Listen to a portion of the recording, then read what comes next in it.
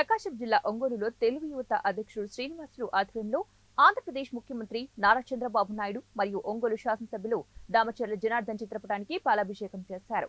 ఆంధ్రప్రదేశ్ ముఖ్యమంత్రి నారా చంద్రబాబు నాయుడు అతి కీలకమైన 4 ఫైళ్లపై మొదటి సంతకం చేయడం చాలా సంతోషకరం కలిగించిందని, ఇచ్చిన మాట ప్రకారం మెగా డిఎస్సి, 4000 రూపాయలు పెన్షన్, అన్నా క్యాంటీన్ పునరుద్ధరణ ఇలాంటి అంశాలు చాలా కీలకమైనవని అన్నారు.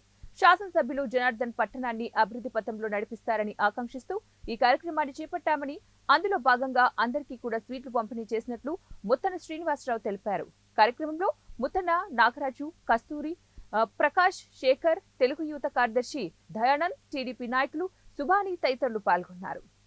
ప్రజా శ్రేయస్సు కోసం రాష్ట్రంలో 7 సంవత్సరాలుగా నిలిచిపోయినటువంటి డిఎస్సిని ఇవ్వడం వల్ల యువతకి ఉపాధి కల్పడంతో పాటు యువత చైతన్యవంతంగా బ్రతకడానికి, కుటుంబాన్ని పోషించుకోవడానికి ఒక మంచి శుభసూచకంగా ఈరోజు డిఎస్సి మీద సంతకం చేశారు. కాబట్టి వారు చేసినటువంటి శుభసూచికగా లడ్డు పంపిణీ కార్యక్రమం మా యువత